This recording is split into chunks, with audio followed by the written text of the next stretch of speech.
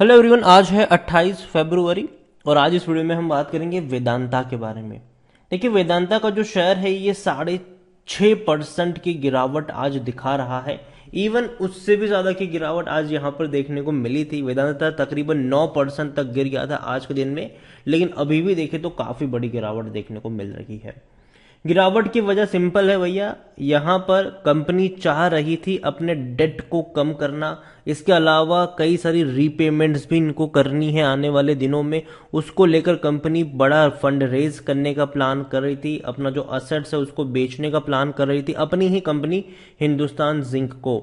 लेकिन हिंदुस्तान जिंक में सरकार का भी बहुत बड़ा हिस्सा है, तो सरकार ने ये करने से मना कर दिया, जिसकी वजह से कहीं ना कहीं अब क्वेश्चन खड़े हो चुके हैं कि क्या कंपनी जल्द से जल्द अगर फंडरेज नहीं कर पाती है तो जो आने वाली रीपेमेंट्स है उसका क्या होगा।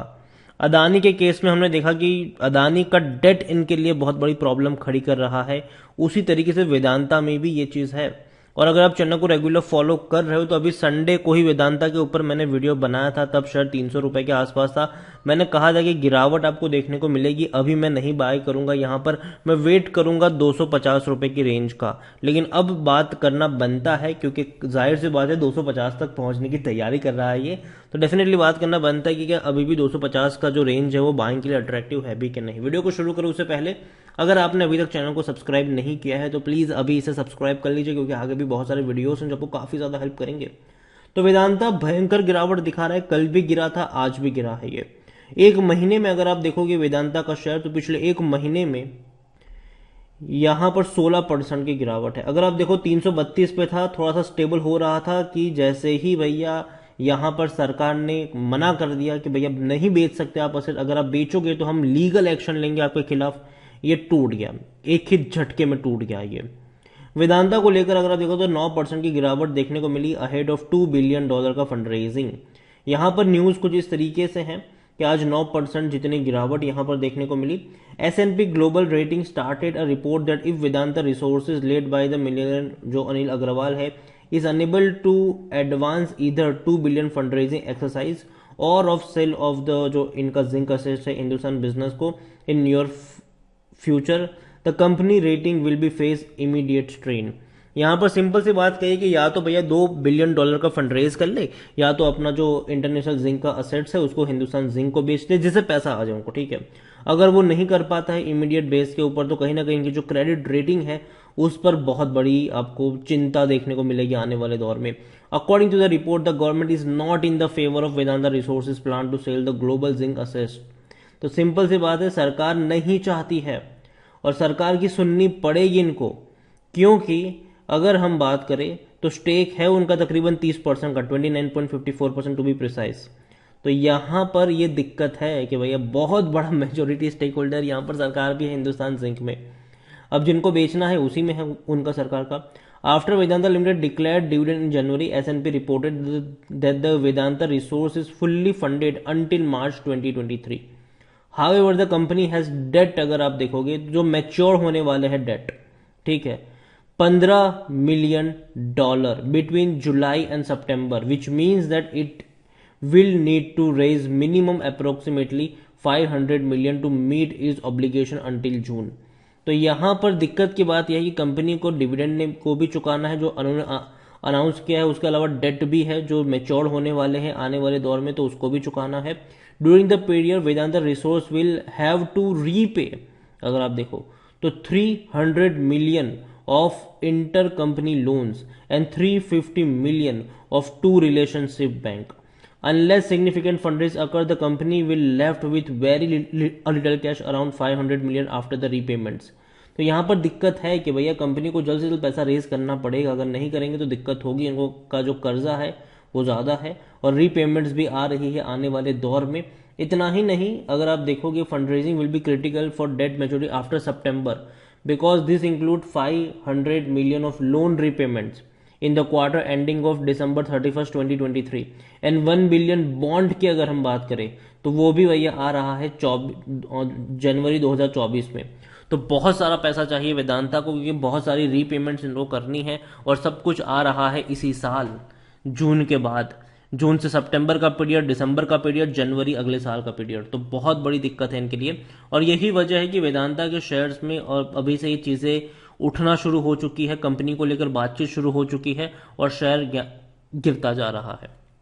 देखो कंपनी का अगर प्लान था पहले कि भैया हम या तो फंड रेज कर ले या तो फिर हम अपना जो जिंक का इंटरनेशनल जिंक असेट बिजनेस है वो हिंदुस्तान जिंक को बेच दे। हिंदुस्तान जिंक भी वेदांता की ही कंपनी है, 60 से 65% जितनी जो होल्डिंग है हिंदुस्तान जिंक में वेदांता की है, वही प्रमोटर है यहाँ पर, लेकिन सरकार भी है यहाँ पर। तो दिक्कत यहाँ पर यही हो रही है कि भैया अगर नहीं कर पाएंगे रेस तो दिक्कत होगी, और हिंदुस्तान जिंक भी गिर रहा है। अब देखो लगातार वो भी गिरता जा रहा है नीचे की तरफ, तो दोनों कंपनियों के शेयर गिर रहे हैं, और जाहिर सी बात है फंड रेजिंग करना बहुत ज़्यादा ज़रूरी हो चुका है वेदांता के लिए। 3,25,00,000 से भी ज़्यादा क्वांटिटी में आज शेयर ट्रेड हो चुके हैं अब तक एनएससी में। लार्ज कैप कंपनी है, 1,00,000 करोड़ से भी ज़्यादा का इसका मार्केट कैप है। वॉल्यूम्स अगर आप देखेंगे तो अच्छे खासा देखने को मिले, लेकिन कंपनी के रेवेन्यू प्रॉफिट दोनों ही अच्छे हैं। 2,465 करोड़ का प्रॉफिट रहा, लेकिन पिछले साल के मुकाबले कम है, क्योंकि पिछले साल 4,000 करोड़ से भी ज़्यादा का प्रॉफिट था इनका। रेवेन्यू 34,000 करोड़ रहे, जो पिछले साल भी इतने ही थे। कंपनी की अगर हम बात करें जाए वेदांता में, तो वेदांता में according to money control user 27% लोग कह रहे बेच दो, बाकी 70% लोग कह रहे खरीदो, और 3% होल्ड करने की भी बात कर रहे हैं। कंपनी में अगर आप देखोगे तो इनसाइडर ट्रांजेक्शन समरी देखो तो 2021 तक की है, 22 में कोई ऐसा देखने को नहीं मिल रहा है, और ज़्यादातर जो पैसा यहाँ पर बना है वो डिविडेंड के थ्रू बना है। और शायद मुझे लगता है कि अब तक हम ये था कि डिविडेंड ये हर साल अच्छा पे, मतलब पिछले साल इसने 80 रुपये से भी ज़्यादा का आपको डिविडेंड पे कर दिया था। इस बार मुझे लगता है कि शायद कम पे करेगा, क्योंकि बहुत सारी डेट रीपेमेंट इनको करनी है, तो मुझे लगता है कि शायद उसको ध्यान में रखते हुए सबसे पहले उस पर फोकस किया जाएगा। इस बार डेफिनेटली इन्होंने 12.5 रुपये का डिविडेंड अनाउंस किया ज़रूर है, लेकिन मुझे लगता है कि अगले क्वार्टर में शायद चांसेस थोड़े से कम नजर आएंगे इसके। डेट रीपेमेंट पहला इनका मेन गोल हो सकता है आने वाले कुछ क्वार्टर। रेवेन्यू देखो तो 1,32,000 करोड़ से भी ज़्यादा के रेवेन्यू रहे 2022 में, जो कि बहुत अच्छे रहे यहाँ पर। अब तक इनके रेवेन्यू कम हो रहे थे, अगर आप देखो 19 से लेकर 21 तक देखेंगे तो रेवेन्यू में डिक्लाइन मोड था, लेकिन बाद में इंक्रीज मोड शुरू हो रहा है यहाँ से। इतना ही नहीं, कंपनी को लेकर अगर आप देखोगे वेदांता में तो 5.67 का इसका पी रेशो है, इसका जो सेक्टर पी है वो 12.80 का है, सस्ता ज़रूर है। 57% एनालिस्ट कहते हैं खरीदारी करो। जहाँ तक बात करें शेयर होल्डिंग की, तो शेयर होल्डिंग में जो प्रमोटर के पास है वो 69.69% की होल्डिंग है, लेकिन दिक्कत पता है क्या है, सारे के सारे शेयर्स गिरवी पड़े हुए। कंपनी की सबसे बड़ी प्रॉब्लम है, और मैंने कई बार बोला था इसके बारे में। देखो कंपनी पसंद है मुझे, पहली चीज़ बता दूं यहाँ पर, ये बोलो क्या सब कुछ नेगेटिव बोल रहे हो, सब कुछ नेगेटिव बोल रहे हो, कंपनी पसंद है मुझे, लेकिन खरीदारी का लेवल सही होना चाहिए। 1.19% की होल्डिंग म्यूचुअल फंड के पास है, 9.85% की होल्डिंग डोमेस्टिक इंस्टीट्यूशन के पास है, 7.90% की होल्डिंग एफआईआई के पास है, 11.37% की होल्डिंग रिटेल और अदर्स के पास है, जिनमें से रिटेल इन्वेस्टर्स 8.41% की होल्डिंग लेकर बैठे हुए हैं। देखो वेदांता में अगर आपको पता हो तो वेदांता का कंपनी का जो प्रमोटर है वो कोशिश कर रहे थे कि इसको डीलिस्ट करवाया जाए।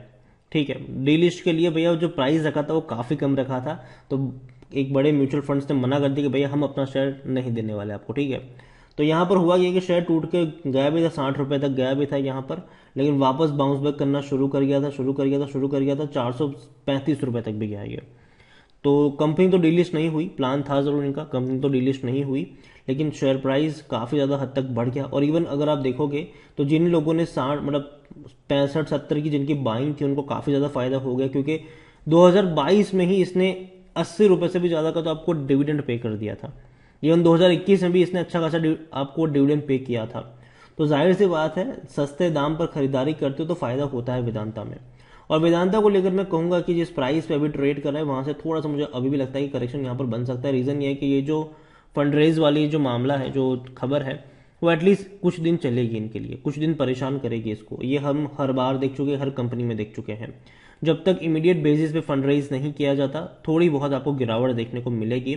और दूसरी बात, अगर सरकार भी शायद राजी हो जाता है आने वाले दौर में, लेकिन जिस तरीके के सरकार का सख्त रवैया हमने देखा कि भैया हम तो नहीं बिकने देंगे इनके असेट्स, तो वो भी एक प्रॉब्लम इनके लिए क्रिएट हो सकती है। मुझे लगता है कि सरकार मानेगी, लेकिन फिर भी कोई और तरीका से भी कंपनी कोशिश करेगी फंड रेज करने को लेकर। लेकिन दिक्कत यहाँ पर यह भी है कि कंपनी अपने और एक और बिजनेस जो है इनका सेमीकंडक्टर का, जो अलग कंपनी सेटअप करके हो रहा है, जो इसका पार्ट नहीं है, उसके लिए भी पैसा जोड़ रही है।